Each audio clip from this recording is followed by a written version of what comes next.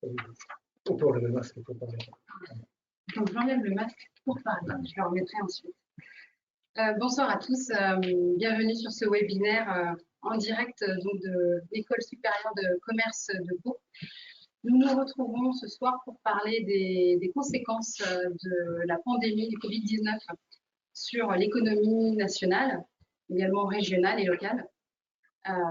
Pour en parler, j'accueille d'abord Frédéric Cabarou, directeur départemental Banque de France Pyrénées-Atlantiques. Bonjour. Bonjour. Ainsi que Didier Laporte, président de la Chambre de commerce et d'industrie Pau Béarn. Bonjour, Elise. Nous allons d'abord parler un peu de cette conjoncture. Nous aurons ensuite une table ronde. Pour cela, nous serons plus nombreux. Nous aurons également la participation de Philippe Pédetour, président du tribunal de commerce, ainsi que François Legrand, mandataire judiciaire. Et puis, nous aurons également la participation de Sébastien Labourdette, président de la Fédération du bâtiment et des travaux publics, ainsi que Jean-Marc Roy, président du MEDEF Béarn et Soule. Bienvenue à tous. Je vous laisse la parole. Merci. Donc, bonjour à toutes et à tous. Ce que je vous propose, à travers quelques slides, de vous faire un éclairage de la situation économique à la fois au niveau national et dans le contexte international. Donc, si vous voulez bien passer quelques slides. Donc, bien évidemment, j'imagine que les personnes qui nous écoutent pourront poser leurs questions à travers le chat. Donc voilà, le premier slide est issu de nos enquêtes de conjoncture que nous effectuons tous les mois à la Banque de France auprès de 8500 entreprises des secteurs de l'industrie, des services et du bâtiment. Donc vous voyez à travers ce graphique, à gauche, vous avez l'activité que nous avions, la base de 100, c'est avant Covid, et vous voyez que nous sommes descendus de 36 marches d'escalier et que depuis le trou d'air du mois de mars, lié au premier confinement finalement, on a progressivement remonté les marches sans atteindre toutefois, à l'heure actuelle, nous sommes dernière étude, au mois de janvier 2021, nous sommes à 5% de l'activité globalement, 5% d'activité au-dessous de l'activité normale. Voilà ce qu'on peut dire. Alors au final, par rapport aux prévisions, le point positif, c'est que par rapport à nos prévisions initiales, nous avions prévu une baisse d'activité de 9% sur l'année 2020. C'était les prévisions initiales de la Banque de France. Et les chiffres là sont connus, les premiers chiffres. Nous serions donc à une baisse d'activité de moins 8,3%, donc inférieure à ce que nous avions prévu. Donc je dirais que c'est la bonne nouvelle. Alors globalement, l'activité on a quasiment retrouvé dans l'industrie, hors secteur aéronautique, je précise. Donc c'est bien que le secteur aéronautique est présent et prégnant sur le département.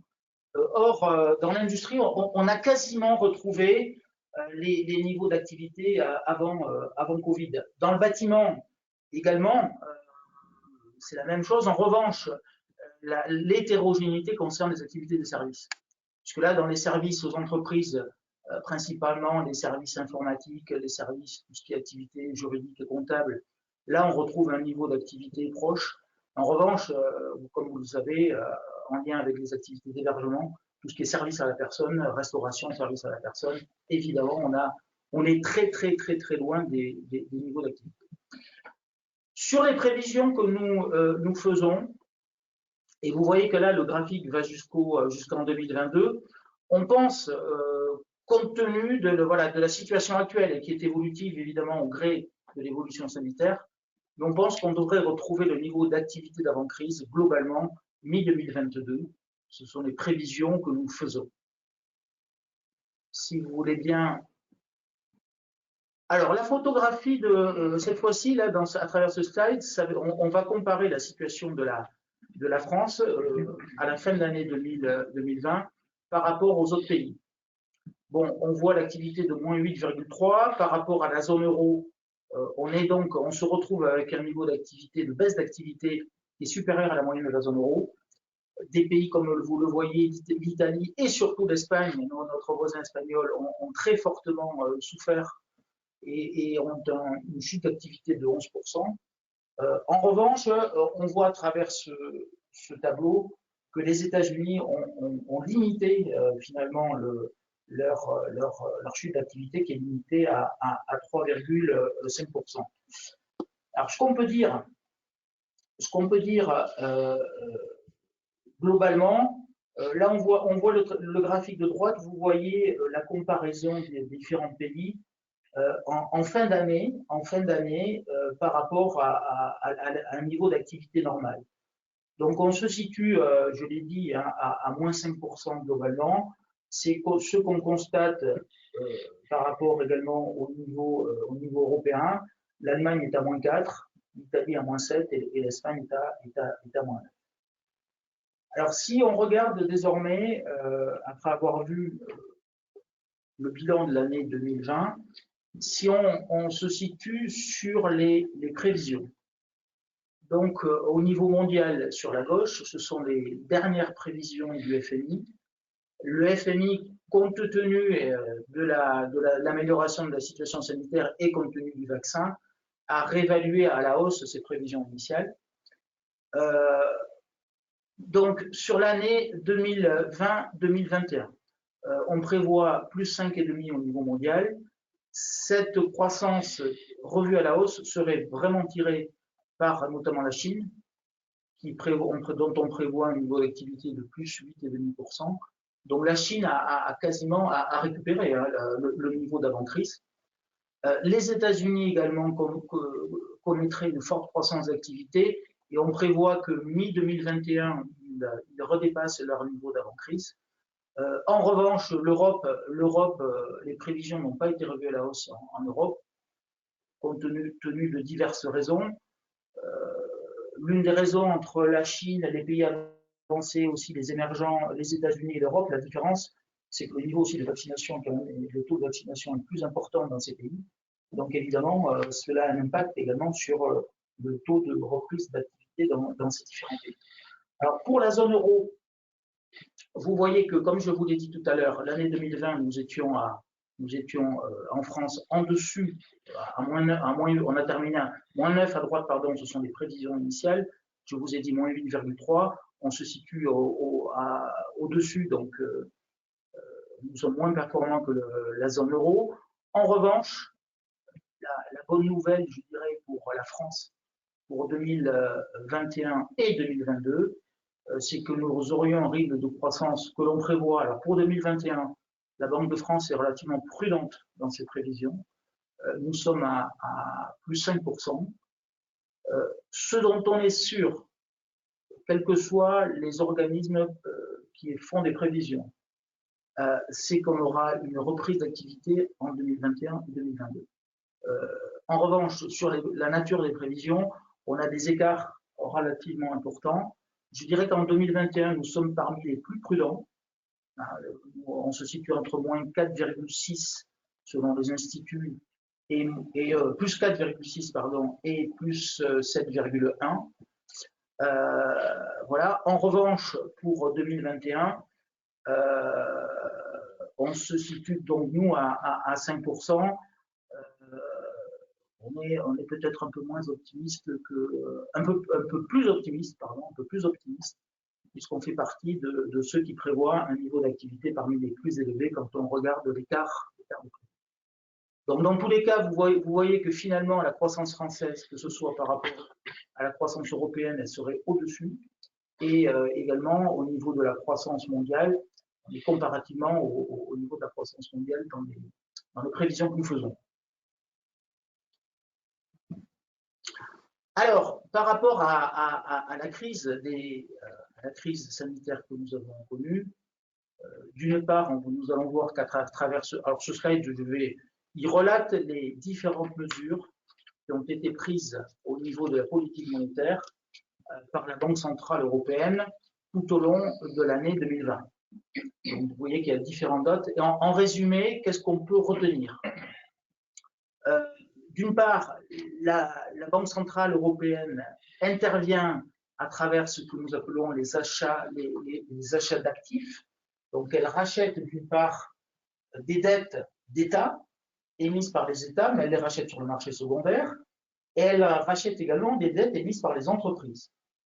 Donc, les mesures, en résumé, qui ont été prises entre le 12 mars et le 10 décembre ont consisté à augmenter, d'une part, le volume des achats de dettes, qui, au départ, au mois de mars, avait été fixé à 750 milliards.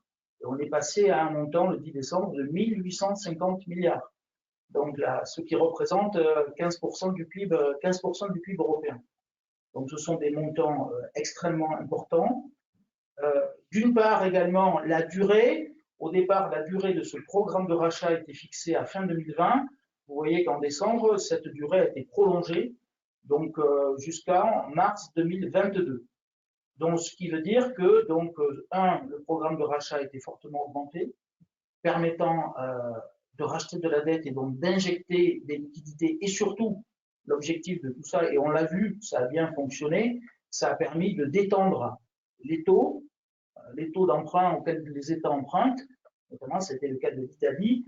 Vous savez qu'avant la crise, l'Italie avait des taux d'emprunt relativement élevés, et ces programmes de rachat qui ont été faits et qui ont été ciblés, notamment sur l'Italie, ont permis une détente des taux longs, qui est l'un des objectifs également de la politique monétaire. Deuxième partie sur la droite, la Banque centrale européenne également intervient sur les marchés en prêtant aux banques, l'objectif étant que les banques ensuite prêtent évidemment aux différents acteurs économiques. C'est ce qu'on appelle les opérations au plan technique de TLTRO. Donc également, les montants de ces opérations ont été fortement augmentés. Également, les taux d'intérêt, alors ça peut paraître un petit peu paradoxal, mais la Banque centrale européenne, dans le cadre de ses programmes de TLTRO, verse un intérêt aux banques, un intérêt qui peut aller jusqu'à 1%, sous condition que les banques également prêtent également à tout l'ensemble du système économique. Donc tout ça, on a également simplifié et allégé ce qu'on appelle le collatéral. C'est-à-dire que la Banque centrale européenne ne prête jamais en blanc, elle prête à partir des crédits qu'elle fait aux entreprises. Et la qualité, jusqu'ici, c'est là qu'intervient la cotation Banque de France, si vous voulez, la qualité aussi des crédits a été, je dirais, relâchée. On a toléré de prêter en mettant en garantie des créances sur des entreprises, entre guillemets, qui bénéficient d'une notation un peu moins solide que ce que nous avions avant la crise. Donc voilà, donc tout ça, c'est le résumé, si vous voulez, des actions menées par la Banque centrale européenne. Également, je dirais en dernier lieu, la réglementation bancaire aussi a été, notamment au niveau de l'exigence de fonds propres, a été allégée. Si vous voulez bien le graphique suivant, là, c'est le deuxième aspect. Vous savez qu'il y a d'une part la politique monétaire, qui est menée de manière indépendante par la Banque centrale européenne, et évidemment la politique budgétaire. Et vous voyez, on le sait tous, qu'à travers la crise, les États sont intervenus massivement pour prendre diverses mesures. Alors en France, ça a été les mesures, alors vous les avez à droite, notamment les prêts garantis par l'État. C'est quelque chose qui a bien marché en France, puisque en fin d'année, nous avions 131 milliards de prêts garantis par l'État qui avaient été accordés. Vous avez la comparaison avec les autres pays, vous voyez qu'on se situe à peu près au niveau de l'Italie.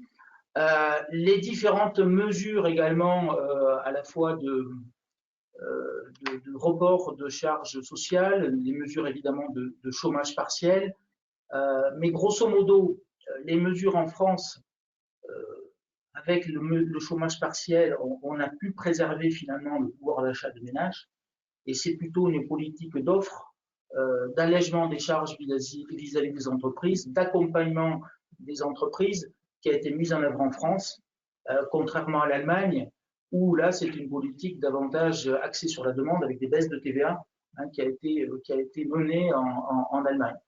Donc là, vous avez un instant T à gauche ce que représentaient les mesures d'urgence et du plan de relance. Alors ça, c'était au 1er décembre 2020. Ce sont les sources de l'eurosystème. Bien évidemment, ça bouge au fil du temps à travers les différentes mesures qui sont mises en place. Alors tout ça, évidemment, ces mesures de dépenses publiques ont contribué, évidemment, on le sait, à augmenter fortement la dette des différents pays.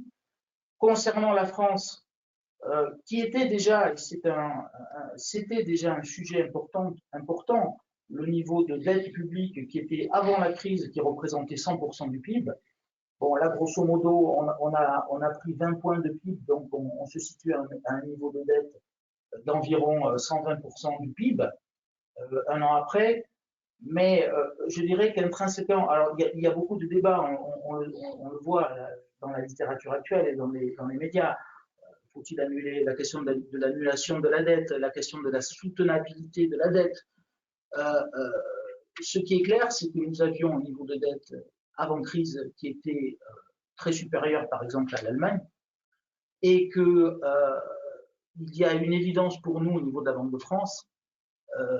C'est un message qu'on martèle depuis un certain temps, c'est que le niveau des dépenses publiques en France est très supérieur de 10% à la moyenne des pays européens, puisque nous avons un niveau de dépenses publiques qui représente 55% du PIB. Donc là, vous avez à droite les atterrissages jusqu'en 2032 selon le rythme de croissance des dépenses publiques. Donc ça veut dire que si on ne fait rien, c'est la courbe noire, avec une croissance des dépenses publiques à politique inchangée.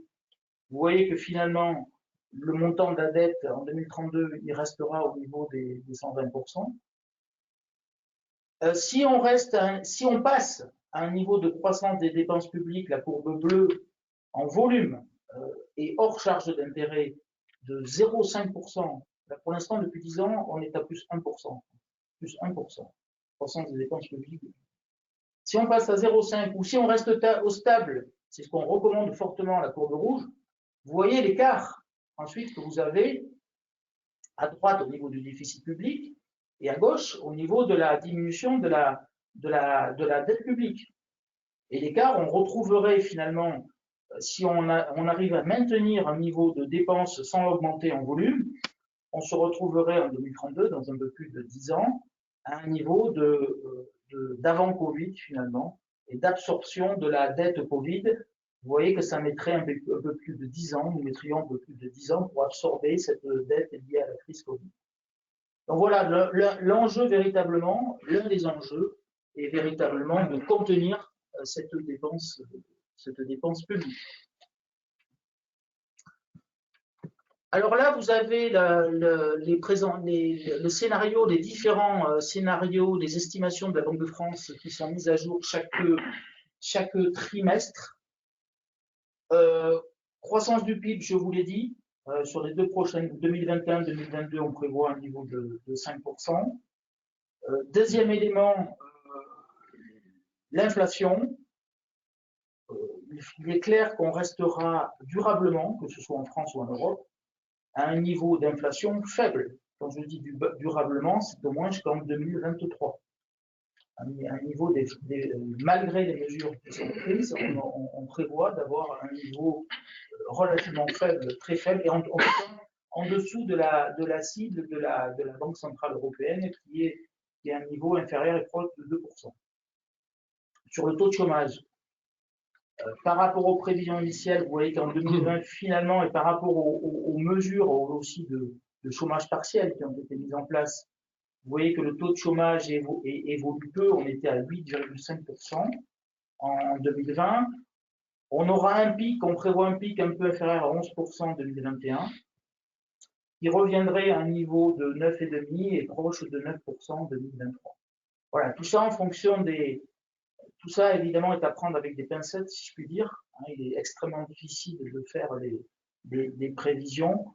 En tout cas, c'est ce que nous projetons sur l'année, sur les prochaines années, et avec donc une destruction des emplois, alors qui a été moins forte par rapport à ce qu'on prévoyait en 2020, hein, puisqu'on prévoyait une baisse d'activité de 9%, finalement on est à moins 8,3%, donc mécaniquement, ce qui fait qu'on a moins détruit d'emplois, emplois nets sur l'année 2020, mais on risque fortement, on le sait, d'avoir des destructions encore en 2021.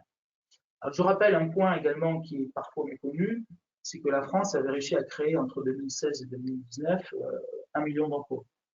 Donc, ce qui n'est pas neutre à travers toutes les mesures qui avaient été prises.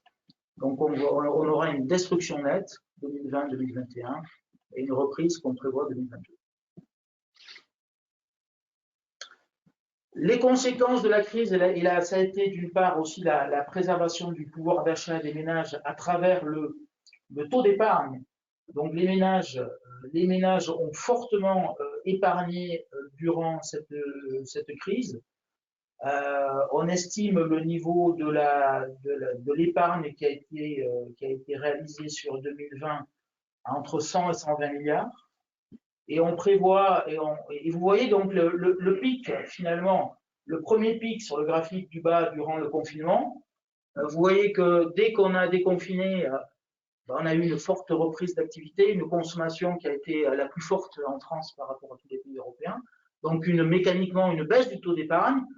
Et là, avec la nouvelle période que nous connaissons, les ménages ont tendance et épargneront. Alors les simulations que nous faisons, c'est près de 70 milliards sur l'année 2021 encore. Donc ce qui fait qu'on aurait quand même, grosso modo, à travers le Covid, un excédent d'épargne de 200 milliards. Et l'un des enjeux, c'est et ça tout dépend également de la confiance qu'ont les agents économiques dans l'économie et dans les prévisions. Mais l'enjeu, c'est que cette épargne se transforme à la fois en consommation ou en investissement dans les entreprises. Pour l'instant, cette épargne reste sur les livrets A, sur les dépôts à vue principalement. Hein, mais l'un des enjeux, c'est que cette épargne soit transformée d'une part en consommation et d'autre part pour permettre aussi le financement de l'activité. Sur le niveau des investissements, on le verra à travers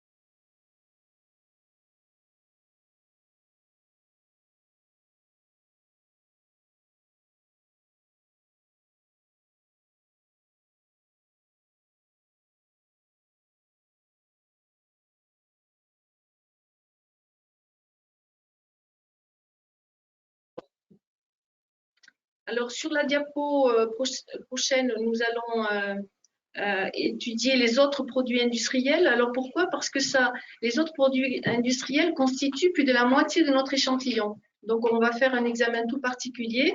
Avant, je vais vous dire que vous voyez non, si vous voulez bien revenir.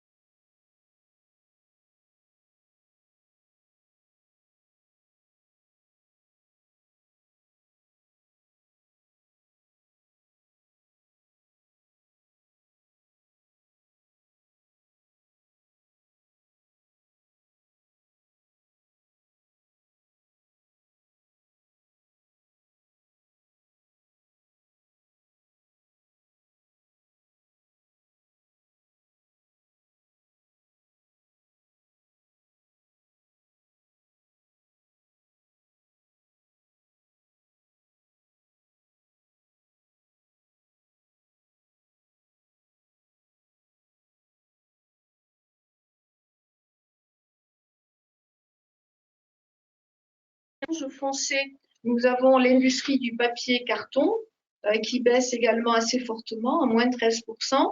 Alors là, on a une baisse de la demande qui est liée au contexte du télétravail. Hein. On a besoin de beaucoup moins de papier aujourd'hui pour travailler. Donc voilà, on a le contre-coup tout à fait direct. On a également la chimie qui baisse avec la cosmétique.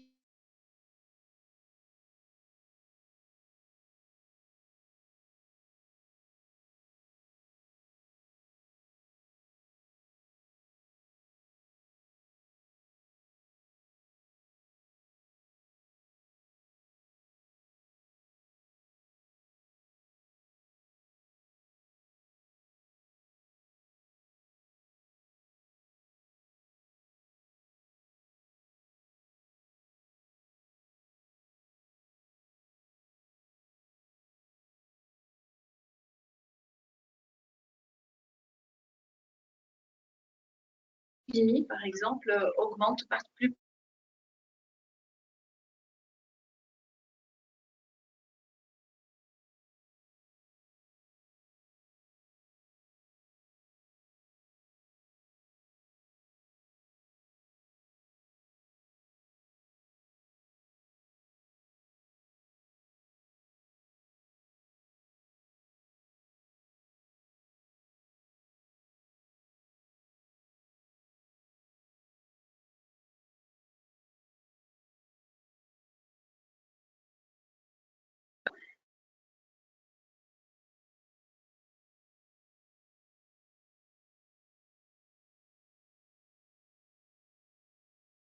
On retrouve pour 2021 une anticipation avec plutôt favorable, avec un solde d'opinion qui est positif à plus 22%. Si nous passons sur les effectifs, vous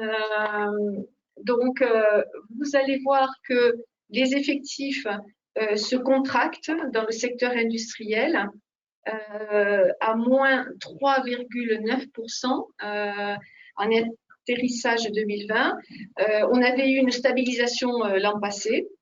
Alors, bien sûr, Frédéric en a parlé, hein, les mesures de soutien qui ont été mises en place, comme l'activité partielle, limitent cette contraction. Par contre, vous voyez un tout petit peu plus bas les effectifs intérimaires. Alors, eux, on a une forte contraction en 2020 qui se poursuit en 2021, hein, où les anticipations des entreprises, c'est de nous dire que les prévisions sont encore en baisse, beaucoup moins marquées mais à moins 1,2. Et sur la droite, vous voyez donc le détail par secteur dans l'industrie, avec toujours le secteur des matériels de transport qui prévoit encore une baisse des effectifs de l'ordre de moins 5%. Les investissements, Frédéric l'a annoncé pour 2020. Donc, sur notre échantillon en Nouvelle-Aquitaine, nous avons une baisse des investissements productifs de l'ordre de moins 15%. Et en fait, c'est plutôt un effet report, puisqu'on a pour 2021 une même proportion qui est prévue. Donc, on a plusieurs niveaux, secteur par secteur. Et donc, voilà, on a une fabrication des matériels de transport, toujours, qui a bloqué les projets en cours pour 2020. Voilà, donc là-dessus, c'est aussi la conséquence, bien sûr, de cette crise aérienne. Le secteur des services marchands, donc un secteur très hétérogène également. Il faut vous dire que dans le secteur des services, nous n'avons pas interrogé le secteur de la restauration, le secteur des services à la personne, notamment par exemple le secteur de la coiffure, on ne les a pas interrogés. Vous voyez, par exemple, sur 2020, si l'ensemble des services marchands atterrit à moins 7,7%, nous avons, et ça ne vous étonne pas non plus, un secteur de l'hébergement qui chute à moins 33,8%. Ce qui est très important, avec une prévision qui est favorable pour 2021, mais qui est peut-être à relativiser avec les conditions sanitaires, parce que c'est vrai que notamment sur le premier semestre, on a peut-être une attention toute particulière sur ces conditions sanitaires, notamment de déplacement. Alors, l'activité informatique, eh bien, vous voyez qu'en 2020, elle a bénéficié. Elle a bénéficié donc bien sûr des investissements pour mettre en place le télétravail massivement, mais également nous avons des investissements en cybersécurité. On en parle beaucoup ces jours-ci, malheureusement sur les attaques qui ont été massives et importantes. Sachez que ce secteur recherche déjà du personnel qualifié. C'est-à-dire, quand je dis recherche, plutôt, a du mal à trouver du personnel qualifié, d'ores et déjà. C'est ce que nous remontent les chefs d'entreprise. Donc, j'en ai parlé du travail temporaire. Donc, on voit l'illustration ici sur l'atterrissage 2020. Et donc, il y a des prévisions plus favorables pour 2021. Si nous passons à la rentabilité, eh bien là, vous voyez qu'à la différence du secteur industriel, pour 2020, nous avons un solde d'opinion qui est positif. Et vous voyez qu'il y a une large partie des entreprises qui maintiennent leur rentabilité. Donc, vous voyez, 71% des entreprises nous disent qu'elles vont maintenir leur rentabilité en 2020.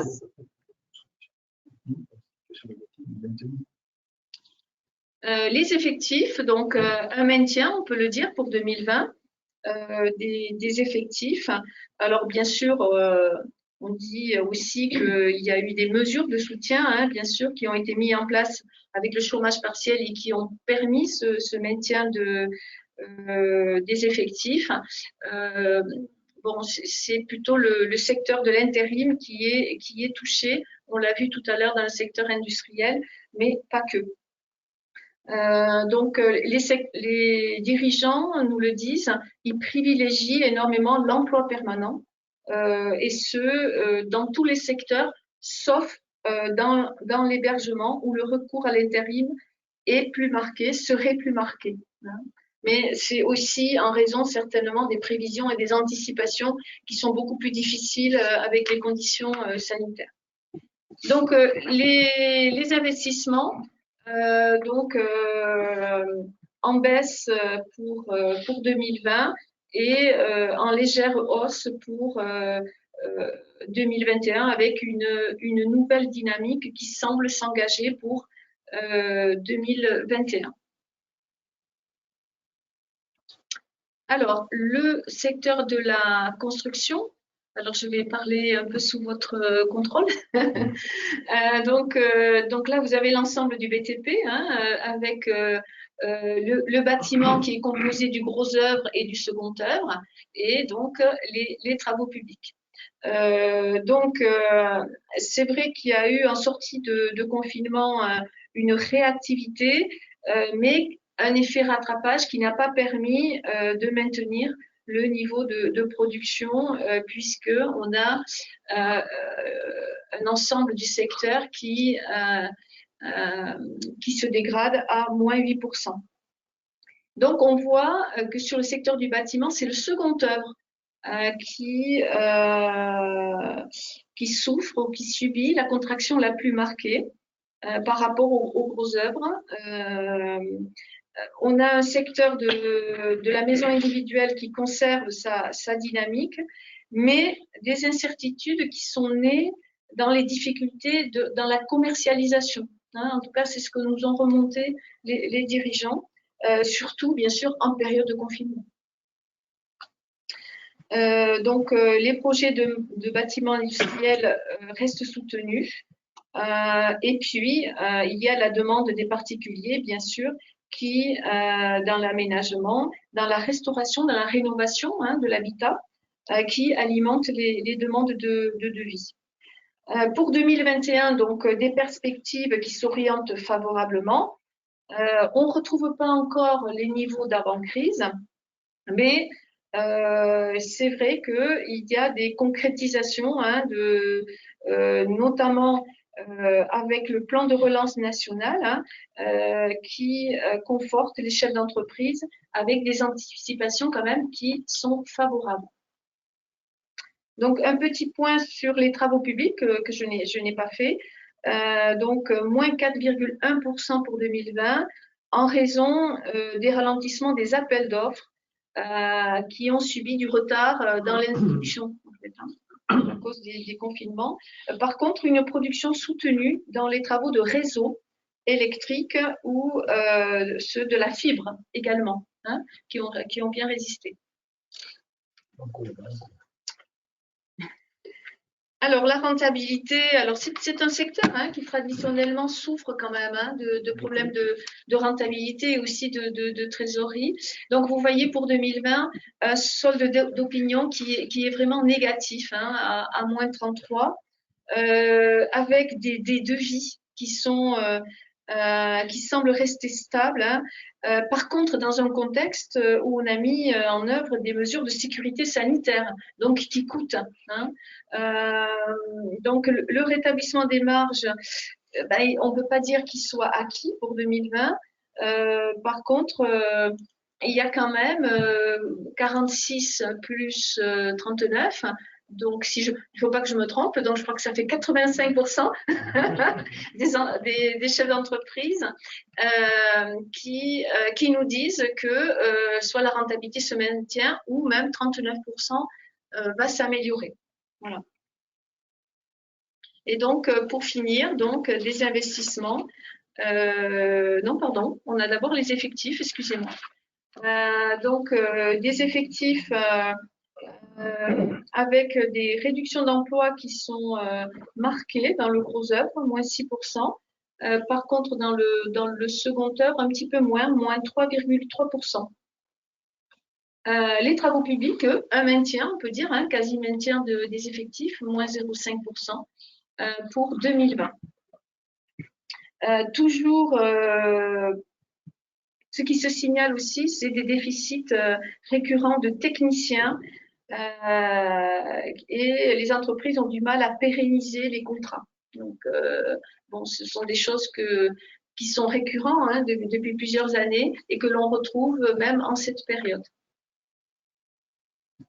Donc, 2021, on devrait enregistrer une stabilité des effectifs totaux plus 1% pour l'ensemble de la construction, avec une légère hausse dans le gros œuvre. Donc des investissements, donc comme pour les autres secteurs, hein, qui en 2020 ont reporté en fait les investissements qui étaient prévus. Alors si je fais un petit résumé, vous le voyez, hein, c'est une diapo qui reprend les 3 secteurs avec les évolutions de chiffre d'affaires, effectifs et investissements. Moi, je dirais que le bilan 2020 enregistre une récession d'activité brutale, hein, on l'a vu, avec des baisses d'effectifs qui sont somme toute contenues, hein, en raison des mesures, notamment de chômage partiel, et des investissements qui ont été reportés. Pour 2021, on a des prévisions que l'on pourrait qualifier de prudentes, mais qui sont à la fois confiantes et se répercutent sur des effectifs qui sont préservés ou qui seraient plutôt préservés et qui permettraient d'investir. Voilà. Un petit résumé, une petite synthèse. On va donner la parole maintenant à Didier Laporte, dans la Chambre de commerce et d'industrie, pour faire un focus local. Bon, en tout premier lieu, donc vous dire que comme les données de la Banque de France sont particulièrement détaillées, fournies, et que bien évidemment tous ceux qui nous écoutent et nous regardent auront tout retenu, ce qui est une très bonne chose parce qu'il y a tout à l'heure un quiz avec des lots à gagner.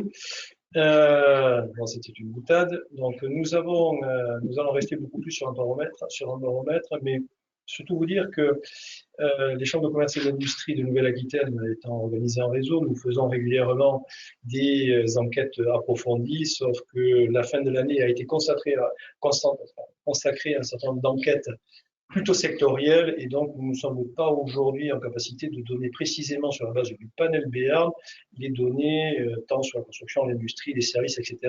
Donc nous allons être beaucoup plus sur un baromètre économique et surtout sur des opinions.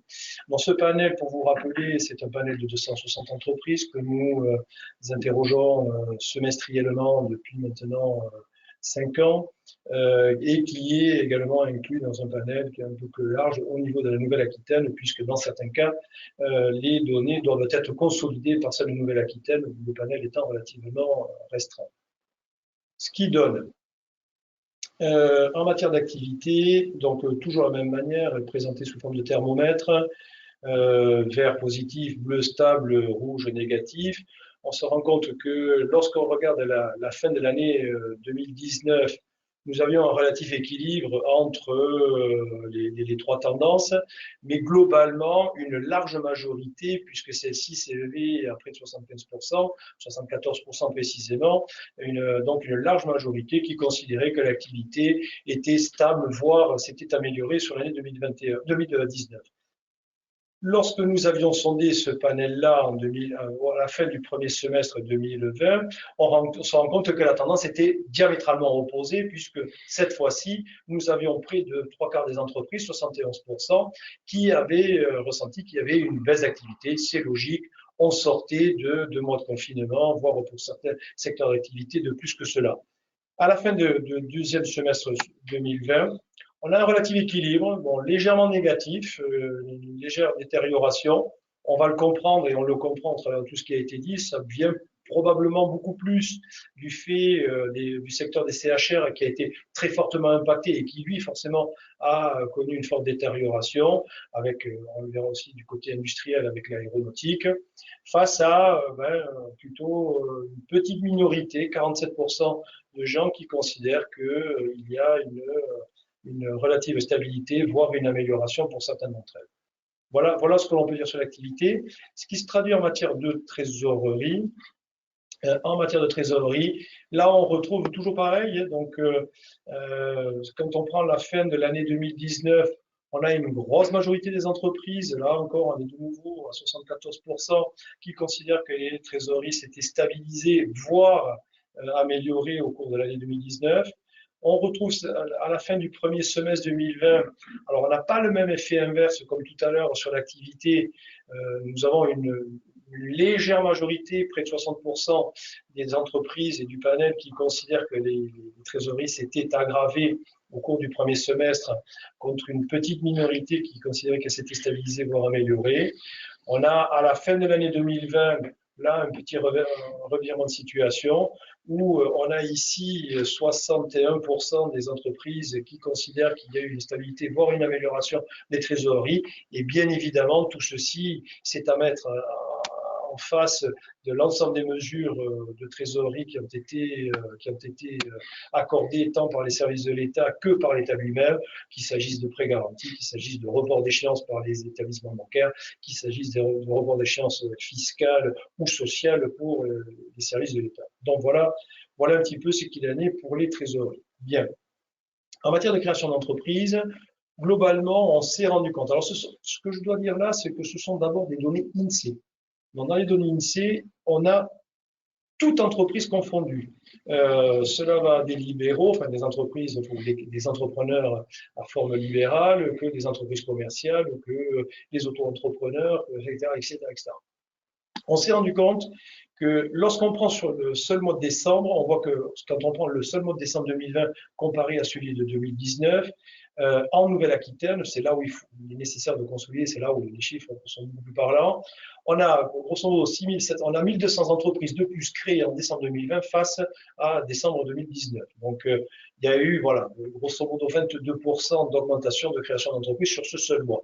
Lorsqu'on compare ceci, cette création d'entreprise, lorsqu'on le fait sur les 6 derniers mois, sur le dernier semestre de l'année, qu'il s'agisse de 2019 comme de 2020, on voit que la dynamique, on a exclu volontairement le premier semestre, puisque confinement, etc., donc, enfin, confinement dur ou strict, donc on l'a volontairement exclu. Mais lorsqu'on compare le deuxième semestre de l'année, que ce soit celui de 2019 comme de 2020, là aussi on voit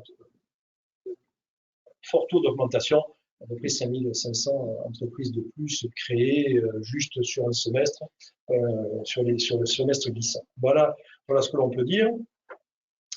Lorsqu'on le décline sur les Pyrénées-Atlantiques pour avoir un panel suffisamment important là encore, on regarde que en valeur absolue, ce sont ici aussi des données INSEE, ce sont 755 entreprises créées sur le territoire des Pyrénées-Atlantiques, ce qui fait une progression de 12% par rapport à l'année 2020. Et lorsqu'on décline maintenant sur le BEARN, les chiffres, alors ce sont des données CCI,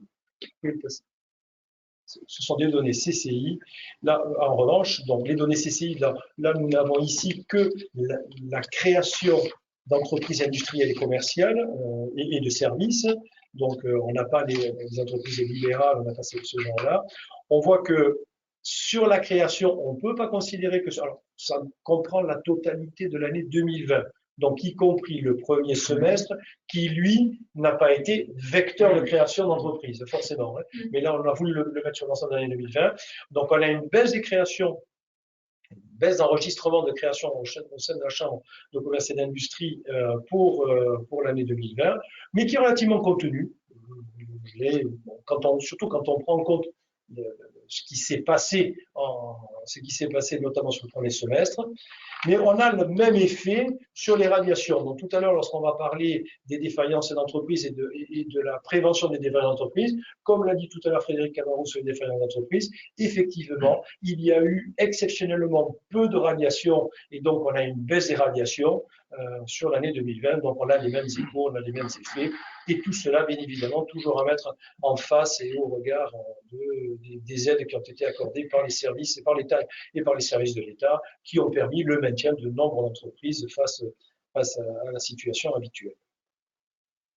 Donc, lorsqu'on rentre par secteur, je vais aller très vite parce que pour ne pas être redondant dans ce qui a été dit, de toute façon, c'est exactement ce que l'on regarde, c'est que l'industrie est un secteur qui a été relativement dégradé par ses indicateurs financiers, mais avec des prévisions ou de rebond pour l'année 2021, l'année 2021 qui sont certainement beaucoup plus profitables, avec un bémol sur l'aéronautique, mais j'en dirai un mot puisque lui-même, ne pouvant être présente ce soir, m'a demandé, il m'a fait passer une note, donc j'en dirai un mot lorsqu'on fera le tour de table des branches professionnelles, donc avec le secteur aéronautique qui est plus impacté, et vous savez que c'est un ADN de notre territoire, donc forcément on a ici des indicateurs qui sont pas forcément toujours positifs.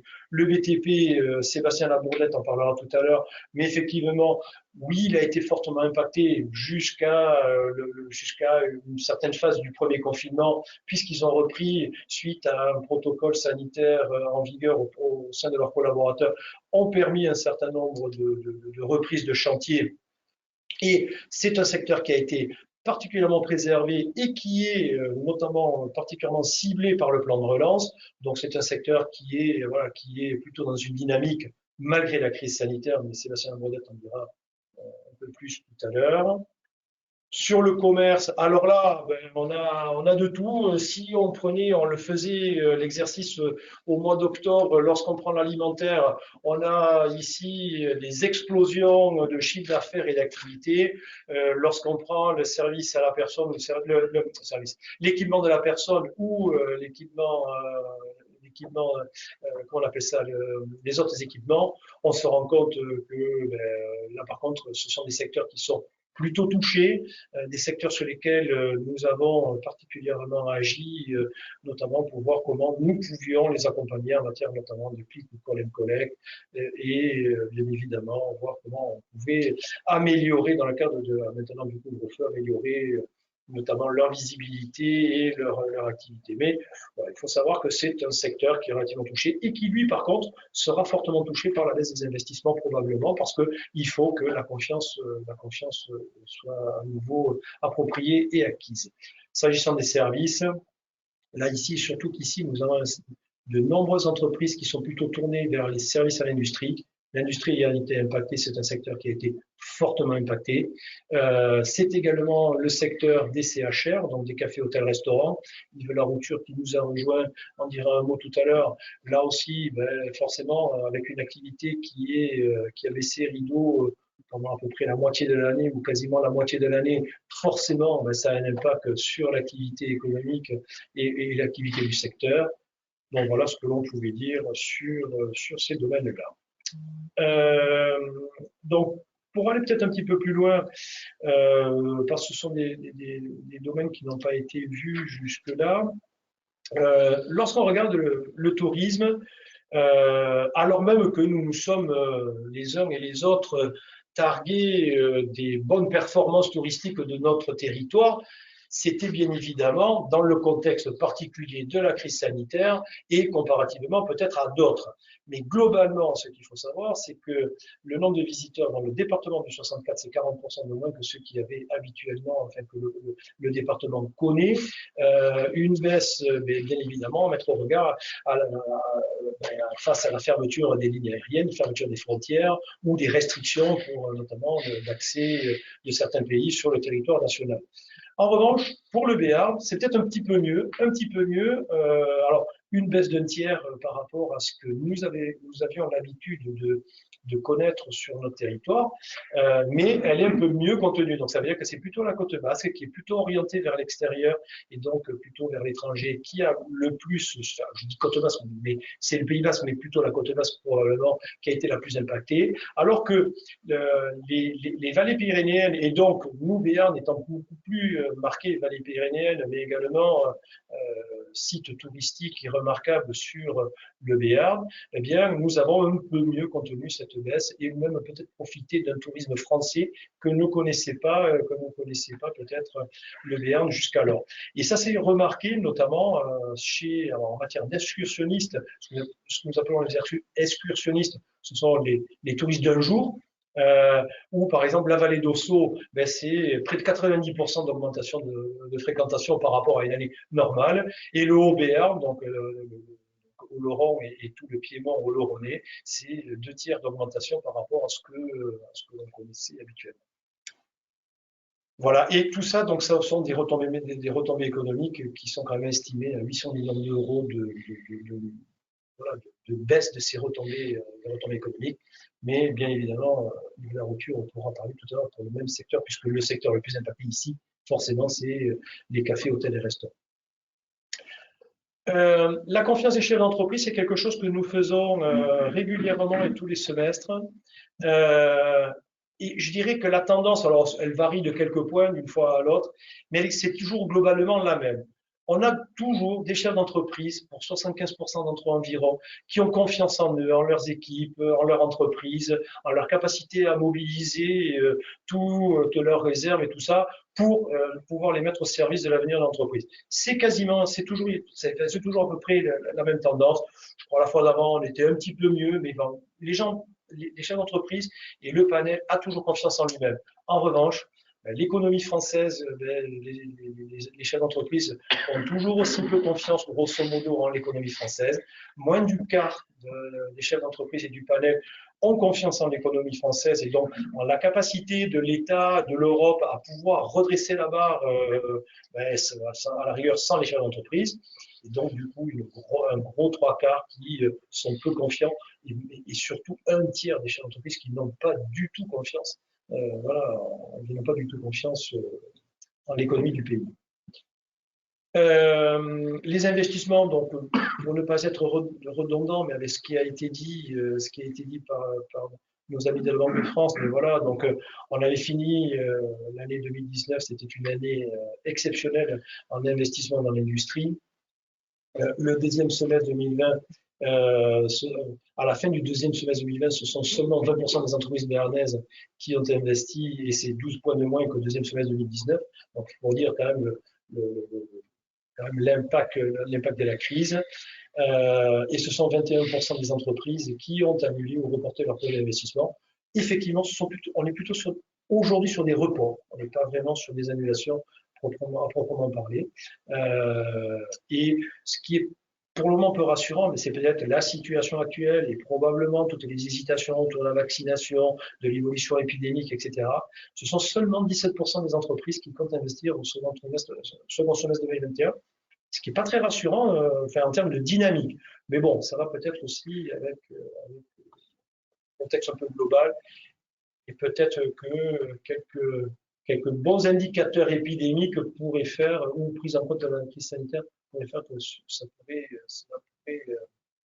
évoluer plutôt favorablement. Juste avant de parler de ça, parce qu'on n'a pas prévu en slide, juste peut-être dire que, parce que ça a été dit par d'autres, on a une belle activité au niveau, alors là aussi ça vient forcément des aides qui ont été consenties par l'État, notamment en matière de préservation des compétences et de l'emploi, mais aussi en matière d'accompagnement, d'amélioration des compétences ou d'acquisition des compétences. L'année 2020 a été une année exceptionnelle en matière d'apprentissage. Ce sont 500 000 contrats d'apprentissage qui ont été conclus en France, contre moins de 400 000 habituellement. Donc on fait grosso modo un peu plus de 40% de plus de contrats d'apprentissage qu'une année normale. Et ça se traduit à tous les échelons. Là, j'ai pris le cadre national. Si on le décline sur le plan régional, on a exactement la même proportion, enfin à quelques pourcentages près, on est à peu près à 43% de plus de contrats d'apprentissage. Et lorsqu'on le fait pour quelque chose que nous connaissons bien, nous, la Chambre de commerce et d'industrie, alors c'est des choses que nous avons faites depuis bien longtemps sur nos deux écoles, qu'il s'agisse de l'ESC pour Business School ou du CNPC Sport Business Campus. Dans les deux cas, on a une augmentation du nombre d'apprentis et de conclusions d'apprentissage qui est toujours dans la même lignée. Alors, plutôt à l'école de commerce, elle est plutôt aux environs de 30% de plus que l'année précédente, mais parce qu'il faut dire que nous avons déjà près des 2/3 de nos étudiants qui sont déjà en contrat d'apprentissage. Donc, c'est un choix de recrutement que nous avons fait depuis longtemps. Et sur le CNPC, eh bien, on a aussi 45% de plus de contrats d'apprentissage conclus par rapport à une année normale. Bon, voilà ce qu'on pourrait dire, peut-être c'était un petit focus que je souhaitais dire, parce qu'on n'en a pas parlé, mais parce que c'est vrai que l'emploi est quand même quelque chose qui est relativement, sur lequel on a forcément les yeux rivés, parce que c'est quand même, c'est une question c'est par l'emploi qu'on relancera également notre économie, mais donc je pense que quand même les entreprises, ça a montré la confiance que les entreprises pouvaient avoir au système d'apprentissage et justement d'acquisition des compétences. Voilà. Frédéric, je pense que c'est toi qui aborde Oui, alors, dans la continuité, quelques chiffres Pyrénées-Atlantiques concernant les prêts garantis par l'État. Donc, plus d'1 milliard qui a été octroyé et plus de 7600 entreprises qui ont bénéficié de ces prêts garantis par l'État. Donc, à gauche, vous voyez principalement que c'est le secteur du commerce qui en a bénéficié. Ensuite, vous avez également les secteurs de l'industrie, la construction et évidemment tout ce qui concerne l'hébergement-restauration a largement bénéficié de ces prêts. Ce qui est intéressant aussi, c'est que ces prêts ont été octroyés à hauteur de plus de 90% à des TPE. 88% sont des TPE qui ont bénéficié. En nombre d'entreprises bénéficiaires et en montant, plus de la moitié, à 53%, ce sont des TPE, c'est-à-dire des entreprises de moins de 10 salariés. Donc, plus de 90% à la limite, en termes de montant, concerne TPE et PME, c'est-à-dire entreprises de moins de 50 salariés. Sur le graphique suivant, le slide suivant, ben là, je vais peut-être laisser le président commenter parce que ça concerne l'évolution des président un peu de tour, l'évolution des défaillances d'entreprises dans les Pyrénées-Atlantiques, donc arrêtées au mois de novembre. Oui, avec plaisir. Je découvre donc. Le suivant, je vous laisserai le suivant parce que ça concerne le tribunal de Pau. Je vous laisserai le suivant si vous voulez. On constate bien sur le premier graphique donc, la baisse très importante des défaillances d'entreprises dont on a parlé largement tout à l'heure, puisqu'elle est de pratiquement, je crois, 34% sur le secteur de Pau, par rapport à une baisse au niveau national de 38 à 40%, qui est assez important. Donc, des baisses et défaillances d'entreprises dues à toutes les raisons que vous avez tous évoquées précédemment, le PGE, etc., les positions de message. Au niveau donc je vais analyser un peu en même temps le tableau qui est ci-dessous par type d'activité. Par secteur. Qu'est-ce qu'on constate? Que les touchés sont de l'agriculture, bon, ça concerne un peu moins le tribunal de commerce, l'industrie, moins 23%, le commerce, bien entendu, moins 40%, moins 69% pour l'activité information et communication. Et par contre, une hausse importante au niveau du transport et l'entreposage, donc qui semblerait avoir rencontré davantage de difficultés que l'année précédente. Bon, au final, vous voyez qu'en bas, on termine, on est comparable à moins 36%. On est comparable à la France et à la Nouvelle-Aquitaine. On a des valeurs absolues qui sont petites. Voilà. C'est pour ça que ça fait des gros. Tout à fait. Bon, on peut passer au slide suivant. Alors ça concerne le tribunal de commerce de Pau. Donc vous pouvez constater qu'effectivement, on a cette même tendance des courbes à aller vers le bas. En rouge, la ligne rouge concerne les liquidations judiciaires simplifiées. Donc ça, c'est vraiment le point le plus important. On a une augmentation très sensible des demandes des ouvertures de liquidation judiciaire simplifiée. Je rappelle que ce sont les entreprises de moins de 5 salariés et qui font moins de 750 000 € de chiffre d'affaires. Donc ce sont vraiment une toute petite structure. Par contre, de notre côté, en contrepartie, on a les redressements judiciaires en courbe verte, en courbe beige, si vous voulez, qui sont en baisse aussi, 35 par rapport à 81 l'année précédente. Et les liquidations judiciaires normales, qui passent de 97 à 11. Donc vous voyez que la tendance est quand même très très importante. Et c'est vrai qu'aujourd'hui, fin février, on est toujours sur la même tendance. On a pratiquement, on peut négocier, scissionner des liquidations judiciaires simplifiées, mais encore en très faible quantité. Donc c'est quand même significatif de ce que les aides gouvernementales ont pu apporter à toutes les entreprises, à toutes les structures pour pouvoir tenir. Ce qui nous paraît surprenant, c'est que, indépendamment de ces procédures, que vous connaissez tous, donc sauvegarde, redressement judiciaire, liquidation, toutes les procédures dites amiables ne se sont pas développées. Je parle des mandats ad hoc et des conciliations, qui sont très importantes et très utiles pour l'ensemble de. François Legrand on pourra vous le confirmer, mais on ne peut pas dire qu'on a eu une augmentation l'année dernière, on le sait, de ces aides. Alors, pour quelle raison? Peut-être que les entreprises, c'est toujours le même débat, n'osent pas nous contacter pour avoir des informations sur ce que le tribunal de commerce peut leur apporter. Il y a des personnes, comme la comptable, comme commissaire aux comptes, qui sont là pour le faire, mais peut-être qu'elles ne le font pas suffisamment. Il n'y a pas une information suffisamment importante de notre part, peut-être aussi. Hein, peut-être qu'on devrait intervenir davantage dans des organismes comme l'hôtellerie ou comme l'UIMM, pour leur présenter tout simplement ce qu'on peut leur apporter en partenariat avec le mandataire que j'ai à côté. Donc, ce qu'on souhaite, c'est que 2021, on soit là aussi pour continuer à faire des présentations de ce qu'on peut faire. Parce qu'après, c'est trop tard. Après, si l'entreprise ne prend pas les devants, surtout en 2021, ça va quand même apporter des conséquences difficiles. Dernier point, ce que je voulais faire remarquer, c'est que il y a quand même dans toutes ces procédures-là, pour les entreprises qui sont en période de plan, qui ont des plans sur 10 ans, il y a eu des aides de gouvernement aussi, qui ont été très très importantes et qui ont permis à beaucoup d'entre elles de passer le cap, de se maintenir.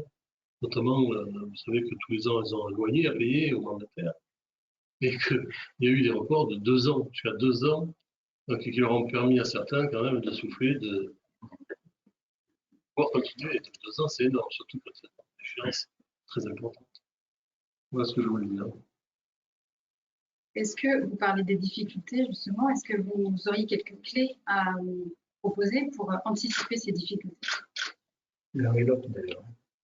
Les clés, je pense que l'une des clés essentielles, ce sera d'arriver à étaler sur le temps toutes les dettes qu'il va falloir rembourser. Sur quelle durée? Ce matin, j'entendais notre maire de Pau qui préconisait 10 ans. Non, mais pourquoi pas? Je veux dire, oui, on sait très bien, et il le sait très bien, quand il va falloir que ces entreprises-là, où beaucoup soient amenées à rembourser toutes ces sommes-là, elles auront énormément de mal. Donc, on va le faire. Sachant qu'en plus, il y a des PGE qui ont été accordés, qui ont été donnés à certaines entreprises et qui les ont déjà consommés. À tort ou à raison, peu importe. Voilà, donc ça aussi, ça va être un paramètre très important. Merci. François Laurent. Oui, merci de me donner la parole. Alors, le constat que vous dressez, il est surprenant. Il est très surprenant, mais il vient des paroles de notre président qui a tenu parole, puisque souvenez-vous qu'au mois de mars dernier, il nous annonçait dans cette déclaration de guerre sanitaire qu'il y aurait 0 faillite, quoi qu'il en coûte. Eh bien, écoutez, on est là pour le constater. En tout cas, ça a marché. Et ça a marché pourquoi? Parce que les mesures gouvernementales ont pris le relais de ce que nous, on peut faire de manière habituelle auprès des juridictions pour accompagner les entreprises. Et elles ont pris le relais, ces mesures gouvernementales, avec une certaine force.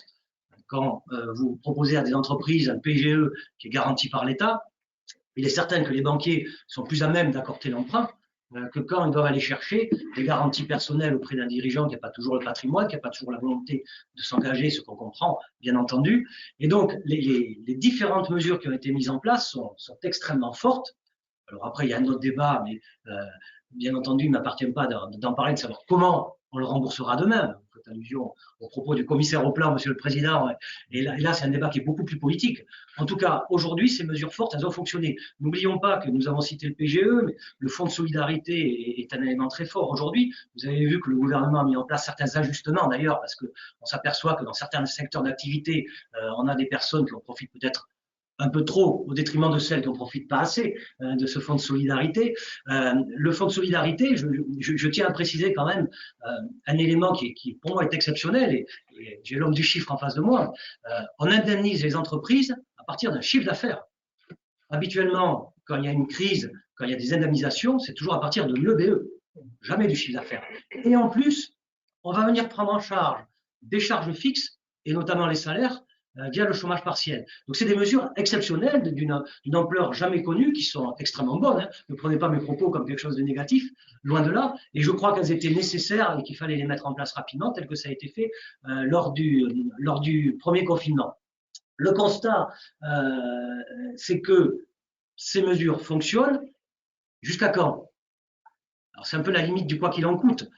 Dans les slides que vous avez présentés tout à l'heure, on s'aperçoit qu'on retrouvera une économie égale à 2019 au second trimestre 2022.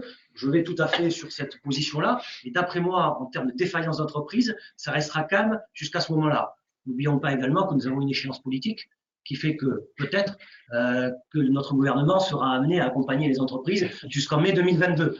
On peut le suggérer et vous avez vu dans la presse ces derniers jours qu'on commence à nous préparer au fait qu'il faudra accompagner les entreprises en sortie de crise, c'est-à-dire également une fois qu'elles auront repris une activité, ce qui est là aussi une bonne mesure. Ce que je peux vous indiquer, c'est que sur cette période de confinement, en tout cas sur la première période de confinement, nous avons beaucoup agi auprès des entreprises pour les aider à avoir des aides. Et il faut quand même préciser aujourd'hui que il y a des entreprises à ce moment-là qui ont pu bénéficier de ces aides pour restructurer des difficultés qui étaient bien plus profondes et des difficultés conjoncturelles.